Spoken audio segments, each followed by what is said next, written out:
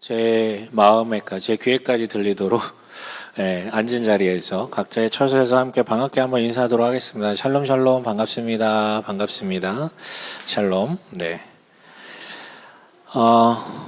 어떻게 한 주 잘 보내셨는지 모르겠는데 뉴스가 심상치 않네요. 그렇죠? 참 마음이 아픕니다. 오늘 함께 나눌 설교 제목은 사이코지만 괜찮아라는 제목을 지어봤어요. 사이코지만 괜찮아 혹시 아시는지 모르겠습니다. 물론 뭐 본인이 사이코여서 이미 알고 있다라고 하실 수도 있겠지만 드라마 제목이죠. 근데 저는 사실 본 적이 없어요. 그리고 오늘 설교 시간에 단 한 개도 발언하지 않을 것입니다. 여러분, 저는 사람을 제목으로 낚는 사람이거든요. 그래서 그냥 알아서 들으세요. 하지만 제가 도대체 제목을 왜 이렇게 지었는지 말씀을 통해서 함께 한번 묵상해 보시는 것도 좋을 것 같습니다. 아까 잠깐 언급했지만 이제 제 아내가 그 허리 디스크로 너무 고통스러워하다가 결국 지난주에 입원을 했어요.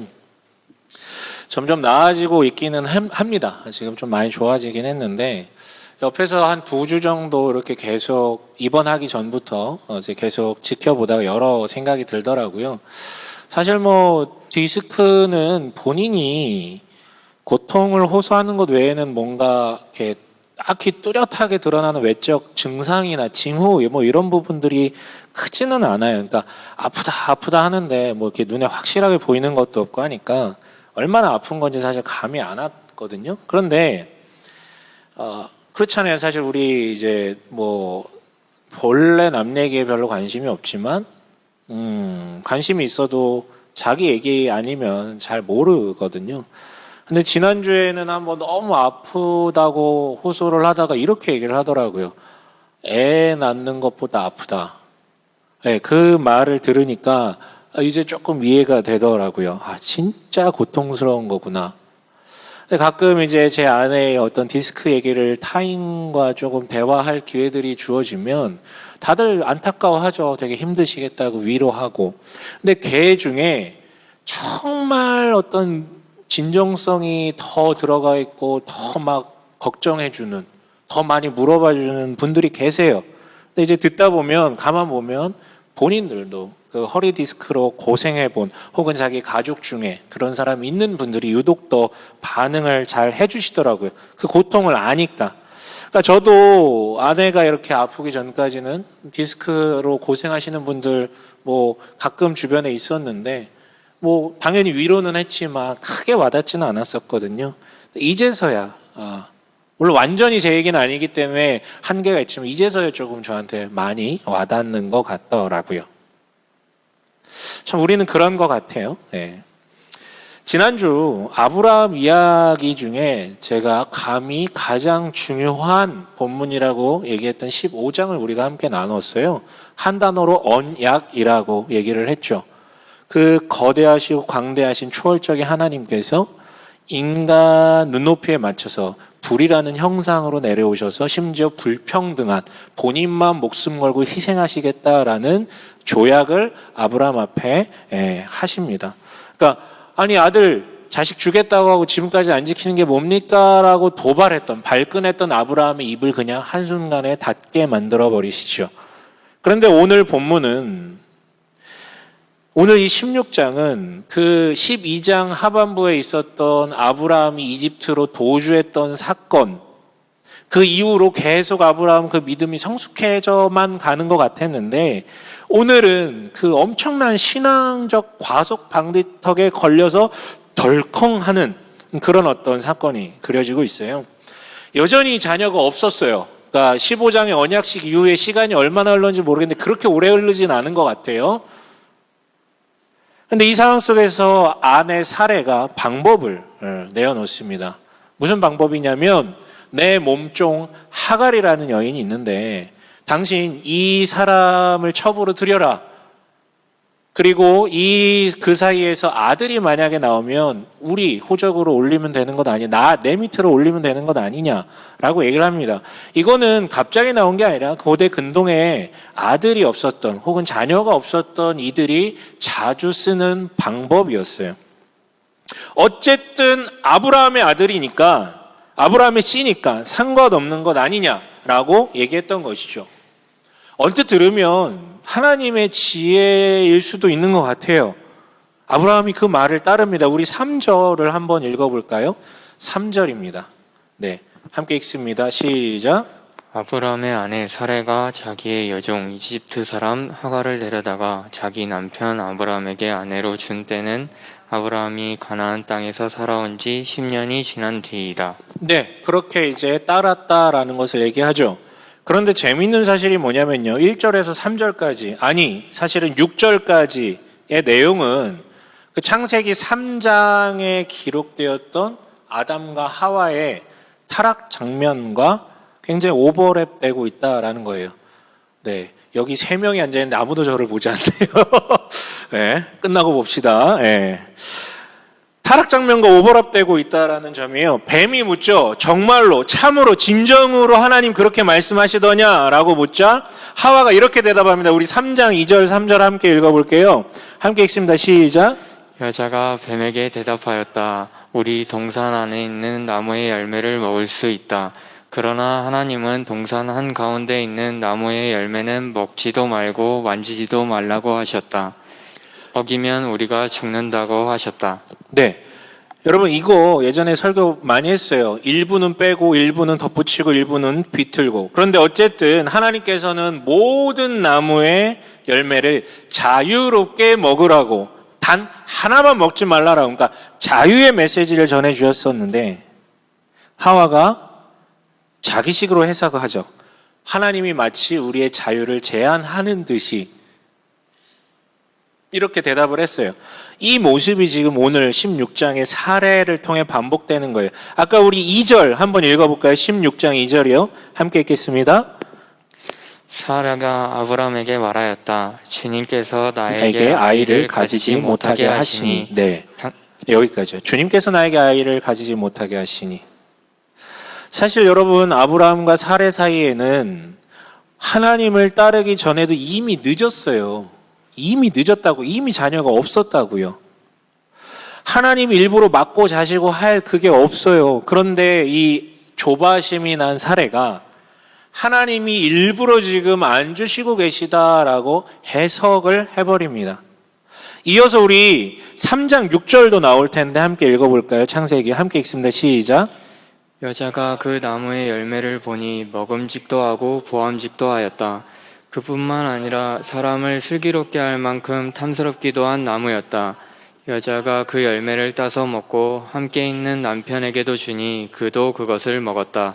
여자가 볼 때 그게 좋아 보인 거였어요. 그래서 어떻게 해요? 그 여자가 열매를 따서 남자에 가져다 줘서 그도 먹었다. 이게 지금 우리 16장 3절에서 사례가 이게 좋다라고 제안을 한 다음에 하갈을 데려다가 아브라함에게 데려다 주는 이 구도가 주어랑 목적어 즉 명사만 바뀌고 동사는 그대로 사용이 되고 있어요. 창세기 3장 6절과요. 또한 아담이 그렇게 건네받은 선악과를 먹었던 것처럼 아브라함도 마치 선악과와 같은 그 하갈을 건네받고 그대로 취해버립니다. 재밌는 표현이 있어요. 2절에서 뭐라고 하냐면 그래서 아브라함은 사레의 말을 따랐다라고 기록이 되어 있습니다. 이거 직역하면 이래요.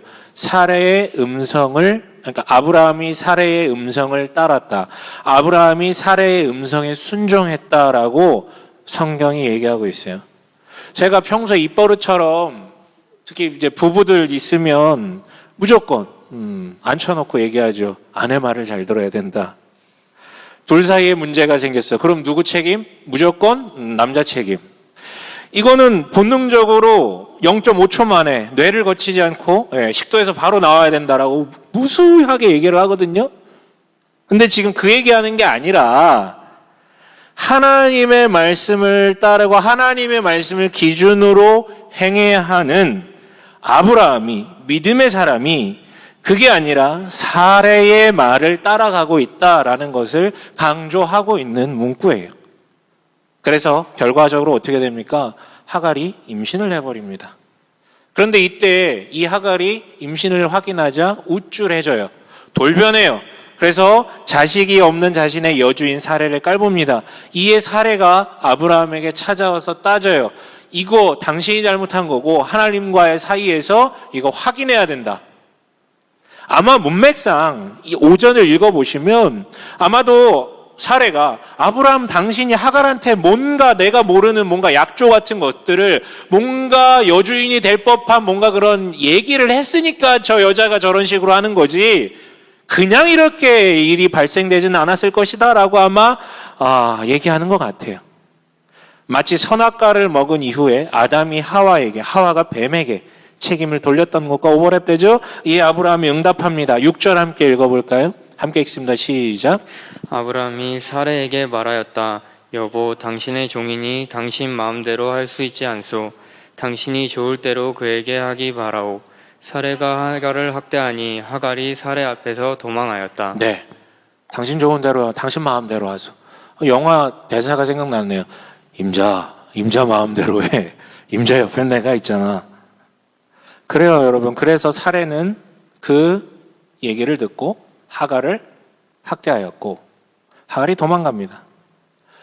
다시 얘기지만 3장의 타락의 내용이 지금 16장에서 계속 반복되고 있어요. 하와가 선악과를 가지고 왔을 때 그걸 거부하고 수정해야 됐었던 아담이 오히려 받아들이고 먹었던 것처럼 훗날 그리고 나서 문제가 생기자 여인이 줘서 그랬다라고 토스했던 것처럼 이 아담의 모습이 사레가 주는 하갈을 문제의식 없이 취하고 문제가 생겼을 때 당신 마음대로 하시오라며 사레에게 책임을 전가했던 그래서 알아서 하라는 아브라함의 모습을 통해 반복되는 것입니다. 성경은 이처럼 다양한 구도와 표현을 통해서 3장 첫사람의 타락 이야기가 아브라함과 사레를 통해 반복되고 있음을 우리한테 알려줍니다. 그래서 이 사건을 통해 이 본문을 통해 우리가 알 수 있는 우선되는 메시지가 있어요. 뭐냐면 타락 이야기는 시대를 막론하고 믿음의 정도를 막론하고 계속 지속된다라는 것이죠. 이처럼 여전히 타락의 영향력이 예수를 믿든 믿지 않든 계속 머무르고 있어요. 때문에 아무리 대단한 믿음의 사람이라도 그 믿음이라는 게 주파수처럼 요동칠 수밖에 없다라는 것이죠. 간단하게 얘기하면 이렇게 믿음이 성장한 사람은 없어요. 이렇게 대각선으로. 그 방향을 향해 가지만 이렇게 굴곡을 치면서 올라간다라는 것이죠. 여러분 때문에 우리가 뭔가 엄청난 믿음의 승리와 성취를 맛보았을지라도 엄청 어떻게 주체할 수 없을 정도의 감동이 찾아왔다고 우리가 자고할 이유가 없어요. 안심할 이유가 없어요. 우리는 하나님의 은혜와 돌보심이 없다면 단 한순간도 그 정체성으로 살아갈 수 없는 사람입니다. 단 한순간도 그 미래를, 그 하나님의 나라를 소망할 수 없는 존재라는 거예요.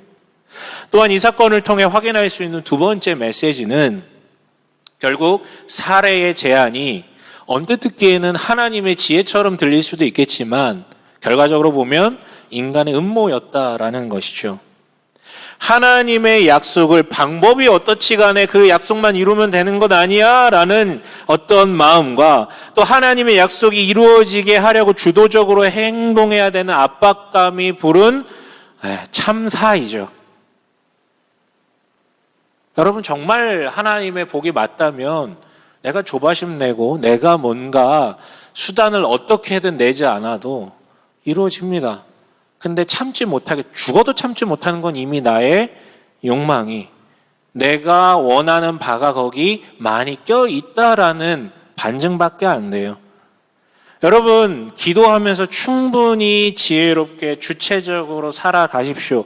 그러나 일상 속에서의 삶을 얘기하는 게 아니라 궁극적으로 하나님이 약속이라고 얘기하신 복, 신약에서는 구원이라고 표현되는 거, 그래서 통칭 하나님 나라라고 사용되는 그것은 전적으로 하나님의 영역이고 하나님이 이루시는 것이지 우리가 협동해서 이루는 것이 아님을 꼭 기억하셨으면 좋겠어요. 신인협동, 신인협력이라는 말은 모르겠어요. 우리 일상에서는 가능한 건지 모르겠지만 이 복이라는 것, 구원이라는 것, 하나님 나라라는 것에는 동의되지 않습니다. 그리고 마지막으로 이 사건을 통해서 우리가 확인해야 될 메시지는 다름 아니라 16장은 참 독특하게도 아브라함이 아니라 사레가 이야기를 끌고 가고 있어요. 6절까지는. 그렇죠? 사레가 주권자예요. 7절부터 마지막 절까지는 누가 주권자입니까? 하갈이라는 사람이 주인공으로 등장해요. 그러니까 결국 뭐냐면 16장은 여인들의 이야기라는 뜻이에요. 그리고 이게 세 번째 메시지가 아니라 사실 16장의 가장 핵심적인 메시지입니다. 그렇다면 여인들의 이야기라는 게 도대체 무슨 의미인데요? 여러분, 만약에 제가 여기서 설교를 끝난다면 어떻게 되겠습니까?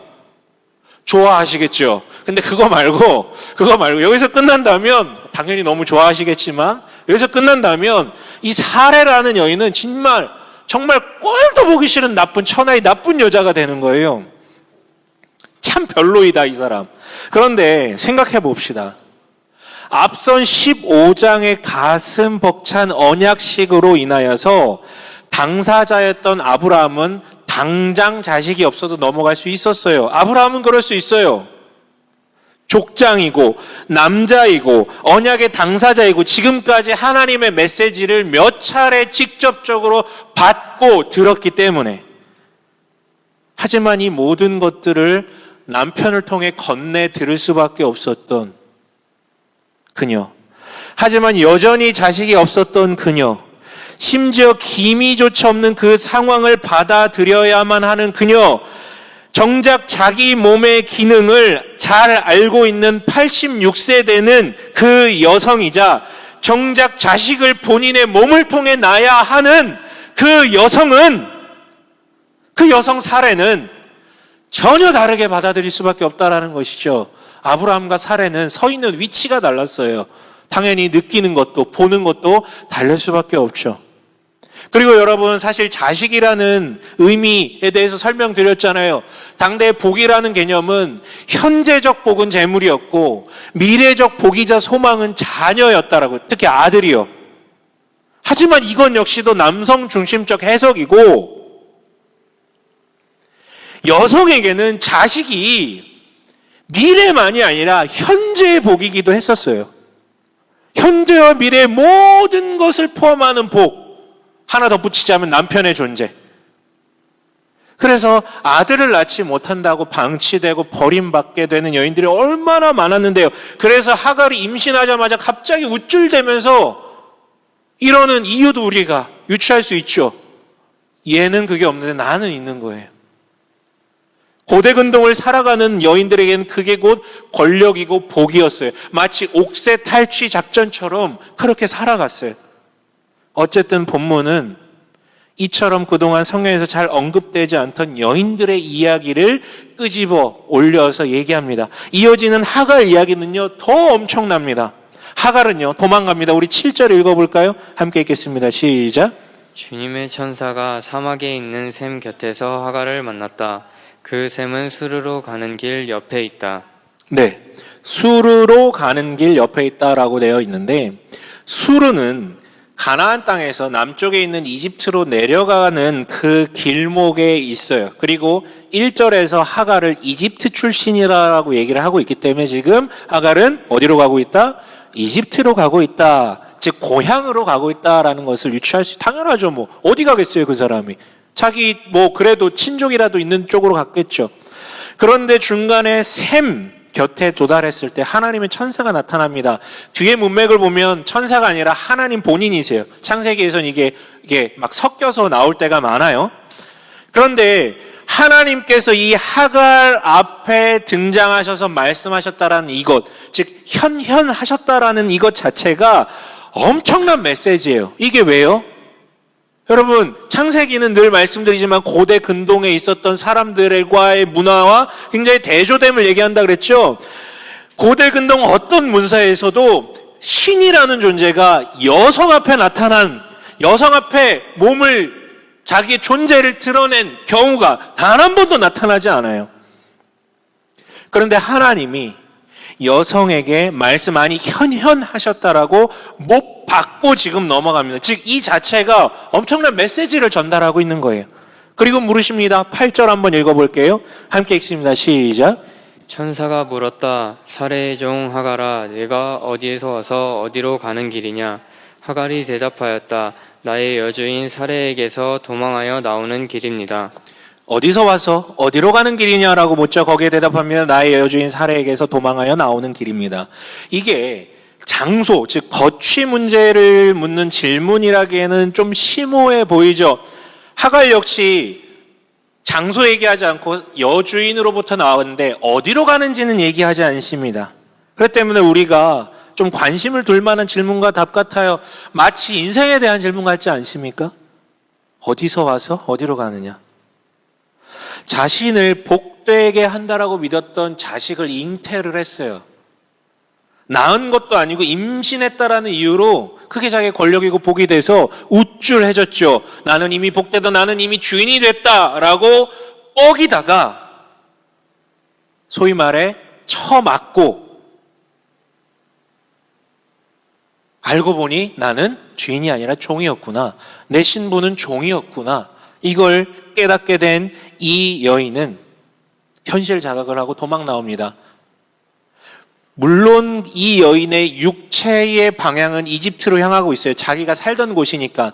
하지만 실상 자기 인생이 어디로 갈지 이 여인은 지금 손에 안 잡히는 거예요. 주인인 줄 알았는데 종의 신분을 확인하고 나니까요. 여기에 하나님께서 말씀하십니다. 9절 읽어볼게요. 함께 읽습니다. 시작.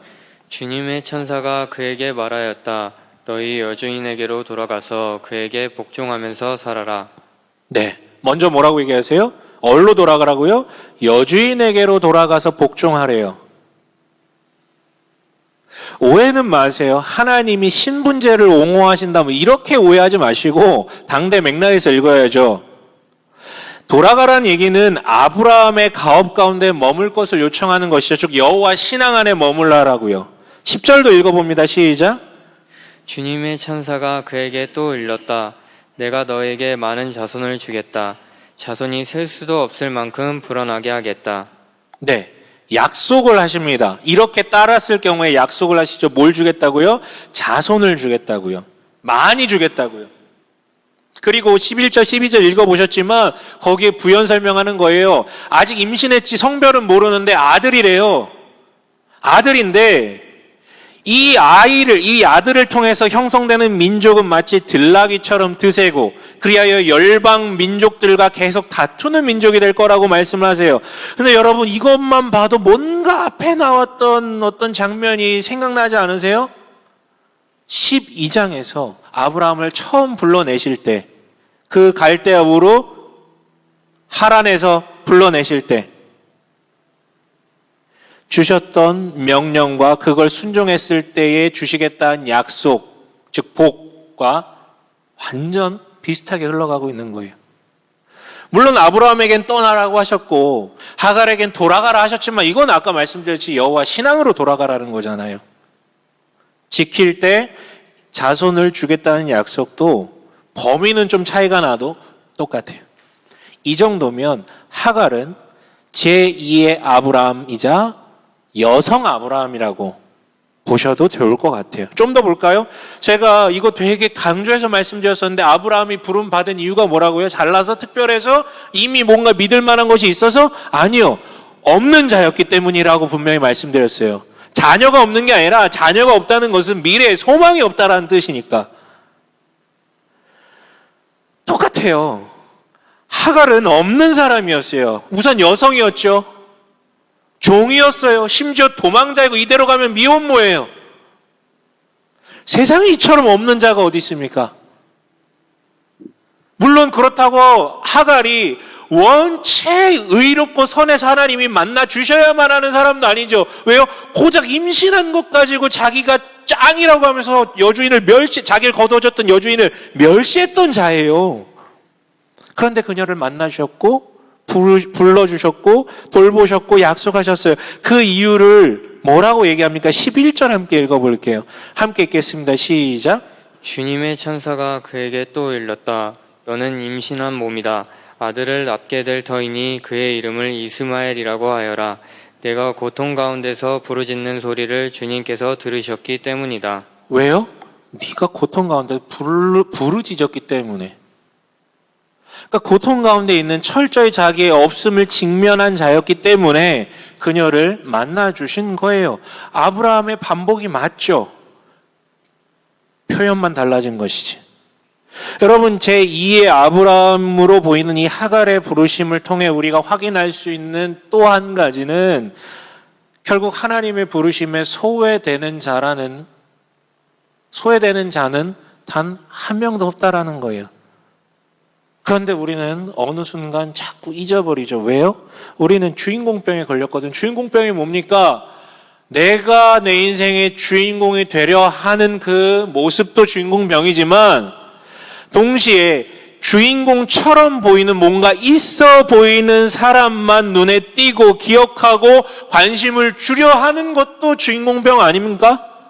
여러분 주변에 그런 사람만 기억하고 보이고 관심 가잖아요. 우리 성경도 그렇게 보잖아요. 우리 성경에 우리 누구 아세요? 그 유명한 사람들만 알잖아요. 중간중간에 드러난 이런 16장에 기록된 하갈 같은 사람 몰라요. 누구도 이 16장을 주목하지 않아요. 성경 볼 때만 그렇습니까? 아니, 우리 일상에서도 그렇지 않습니까? 우리 신앙생활 할 때도 그래요. 현 시점에서 여러분이 기억나는 사람들의 간증, 신앙 구도 이런 거 다 누구의 이야기입니까? 대부분 남성 이야기, 사역자들 이야기, 강렬한 신적 체험이 있는 사람들 이야기, 사회적으로 신앙으로 성공했다라는 사람들 이야기, 이런 사람들 이야기만 우리 머릿속에 머물러 있어요. 그것만 기억이 나고 주목되고. 도대체가 아이들의 이야기 없고, 노인들의 이야기 없고, 여성들의 이야기, 장애인들의 이야기, 소수자의 이야기, 병든 이 사람들의 이야기, 실패한 자의 이야기 따위는 우리 머릿속에 기억 남지 않습니다. 없어요. 그래서 가만 보면 기독교라는 데는 양복 입고 근엄한 남성이 큰 회심 체험을 한 그런 목사 남성이 대형교회에 있는 그 이미지로밖에 해석이 안 된다라는 거예요. 기억이 안 남는다라는 거예요. 아니요, 여러분. 이 고대 근동, 그러니까 물론 분량은 작지만 고대 근동과 비교하면 이거 어마어마한 시도예요.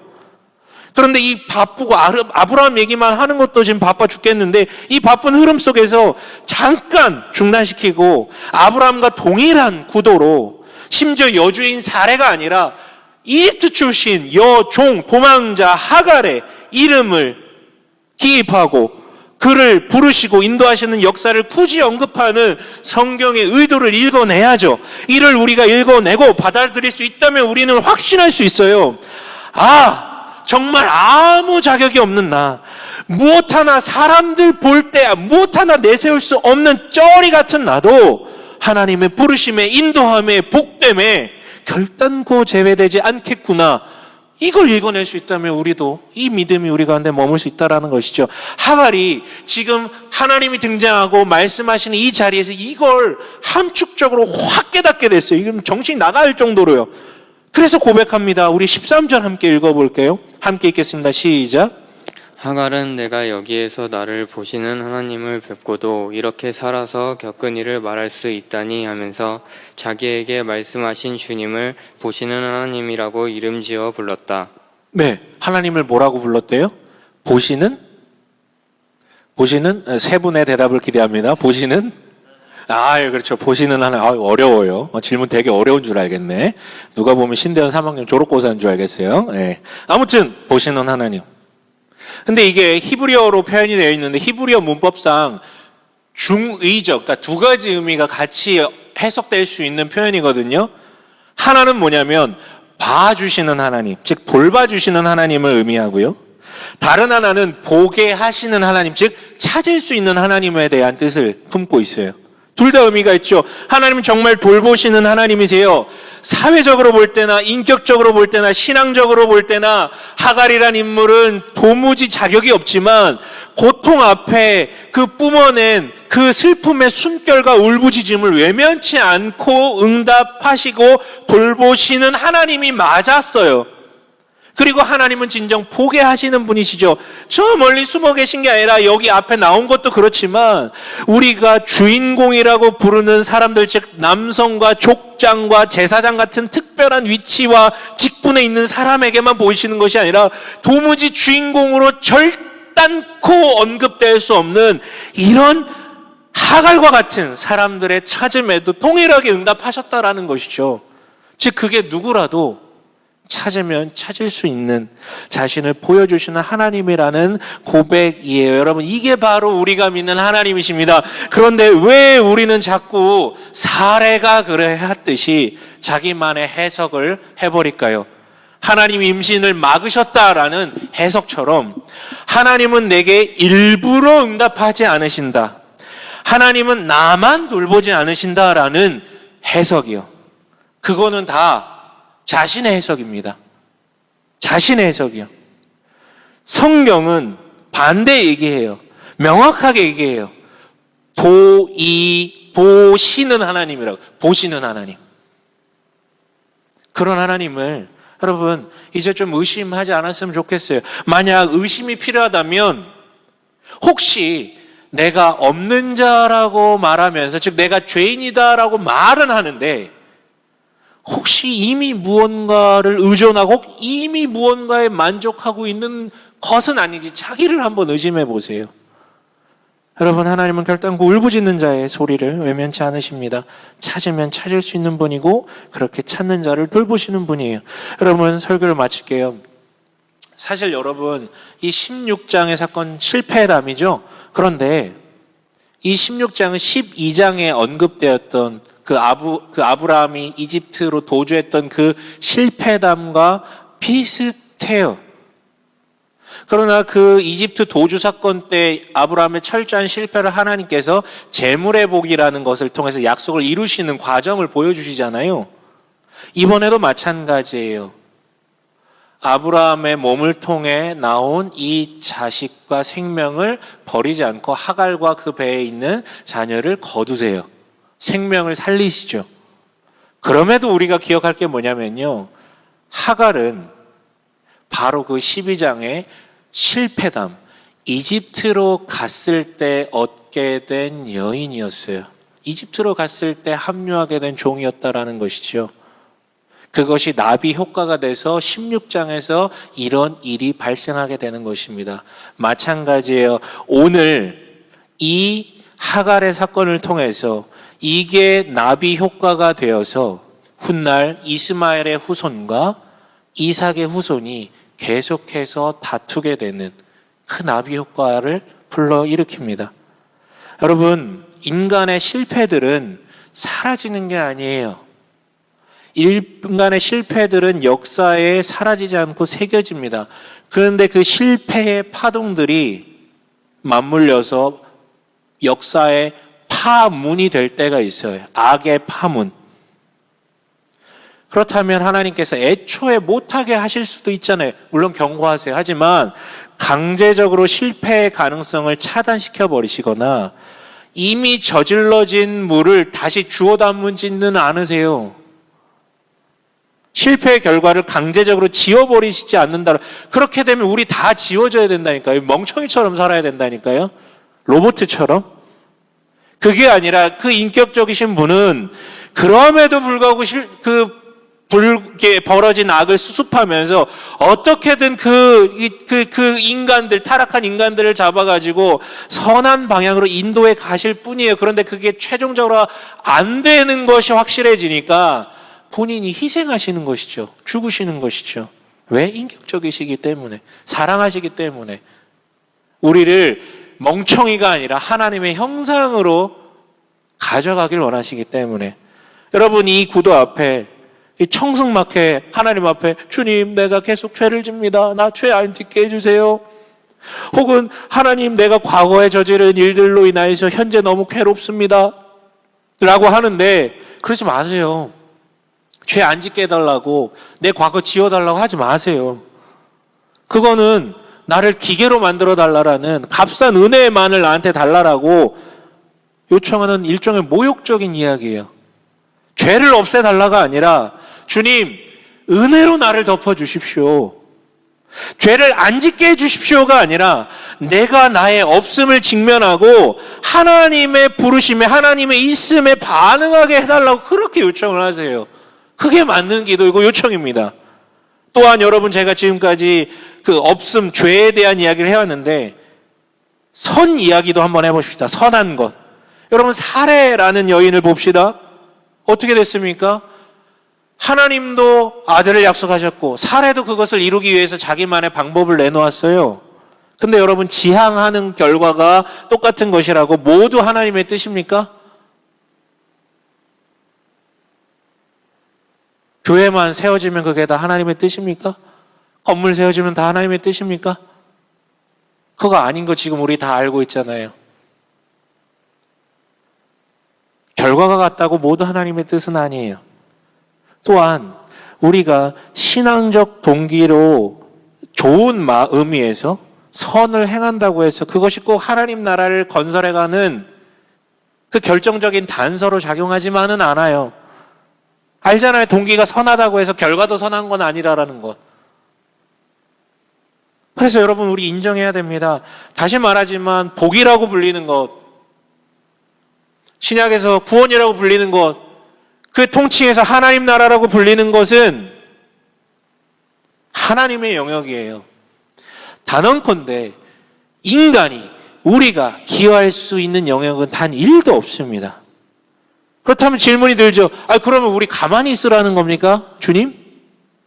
아니요. 우리에게 요청되는 건 뭐냐면요, 하나님의 형상됨으로 존재하라는 거. 이게 무슨 말이냐면, 하나님의 형상이라는 말은 하나님과 소통해야만 살 수 있는 그런 존재, 하나님 미니미, 하나님 가족, 이런 뜻도 있지만, 하나님의 형상이라는 말은 왕의 대리자, 즉 왕의 형상으로서 그 자리에 위치하면서 그 세상, 그 자리 가운데 다가오는 이슈에 대해서 선과 악을 하나님의 기준으로 재판하고 하나님처럼 행해 나가는 존재를 얘기해요. 그런데 어떻게 되었습니까? 사레가 선악과 같은 하갈을 데리고 아브라함에게 찾아왔을 때 하나님의 형상인 아브라함이었다면 어떻게 됩니까? 판결하고 거부하고 행함으로 조정을 해야 돼요. 기다려야 한다. 근데 그게 아니라 받아서 먹어버렸죠. 그리고 나서 문제가 생기니까 어떻게 얘기합니까? 당신 좋을 대로 하라고 얘기합니다. 원래는 어떻게 해야 돼요? 하나님의 형상이라면 하나님 좋으신 대로 이것을 해결해 나갑시다라고 얘기를 해야 되는데, 당신 좋을 대로 하시오. 즉 주권을 그 여인에게 돌리고 또 자신의 책임을 회피해버리는 거예요. 나는 손 떼겠다라는 것이죠. 나는 하나님의 형상으로서 재판자의, 실행자의 역할을 감당하지 않겠다라는 얘기죠. 여러분, 우리가 우리 인생을 살아가면서 뭔가 엄청난 결단과 선택을 해야 되는 날도 있지만 대부분은 찾아올 때가 많아요. 나에게 선택의 기회라든가 선택의 순간들이 찾아올 때가 의지적으로 뭔가를 찾아 나갈 때보다 훨씬 많다라는 것이죠. 그렇다면 그러할 때 아브라함처럼 회피하지 말고 주권을 누군가에게 넘기지 말고 하나님의 형상으로서 하나님의 기준으로 선과 악을 판단하고 그 안에서 주체적으로 살아나가시면 돼요. 여러분, 이게 우리에게 주어진 책무고 하나님이 기대하시는 바입니다. 구원은 하나님의 나라는 하나님이 이루시는 것이지만 우리가 하나님의 형상으로 잘 있다면 그것이 풍성해지는 것이죠.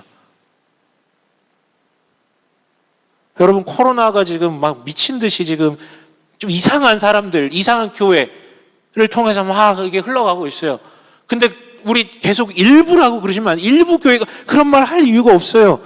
책임을 회피할 것입니까? 우리가 그의 일원인데 우리는 그 사람들과 영이 다르다라고 할 이유가 없어요. 사람들은 교회라고 보고 있고 교회들이 갖고 있었던 폐해가 맞물리고 집약돼서 지금 그렇게 나오고 있는 것인데 일부 사람들이 그래, 우리는 안 그런데 억울한, 그럴 이유가 없다라는, 왜 책임을 회피합니까? 하나님의 형상이고 하나님의 형상들이 모인 교회라면 잘못했습니다 라고 얘기를 하고 어떻게 이걸 어떻게 해결해야 될지 고민을 해야죠. 또 회피할 것입니까? 또 책임을 누군가에게 돌릴 것입니까? 여러분, 마지막으로 성경은요, 다시 얘기하지만 쩌리들의 이야기를 그러니까 이렇게 놓치지 않아요. 기록의 분량만 다를 뿐 하나님은 누구나 동일하게 동일한 열심으로 동일한 프로세스로 만나주세요. 아브라함이든 하갈이든 오늘을 사는 나든 동일한 프로세스예요. 동일하게 사랑하시, 동일하게 열심을 내세요. 다만 성경에 기록된 분량의 차이가 있는 것뿐이죠. 그런데 우리가 주인공과 쩌리를 분류할 뿐이죠. 성경을 볼 때도 아브라함만 보고 하갈은 보지 않아요. 근데 일상 속에서도 그런다라고 아까 말씀드렸죠. 물론 나는 열려 있는데, 나는 내 주변에 그런 늘 열려서 받아들이는데 라고 항변할지 몰라요. 근데 한번 유심히 돌아보세요. 내 주변에 나와 비슷한 부류의 조건의 인간들로만 채워져 있다면, 소위 나랑 다른, 또 소위 사회가 약자라고 부르는, 또 사회가 소수라고 부르는 그 사람들이 단 한 명도 내 주변에 없다면, 내가 아무리 열려있는 사람이라고 항변할지라도 그 사람은 다친 사람입니다. 간단해요. 아이들의 이야기를 들으려면 아이의 키높이에 맞춰서 무릎을 꿇고 귀를 기울여야지 들리는 거죠. 마치 예수님께서 하나님의 뜻을 도무지 알아먹을 수 없는 인간들을 위해서 성육신하셔서 본인이 누구신지 인간의 말과 언어로, 그 행동으로 보여주시고 들려주셨던 것처럼요. 여러분, 주인공병으로부터 탈출해야 당신의 신앙도 세워지고 하나님의 형상으로 존재할 수 있습니다.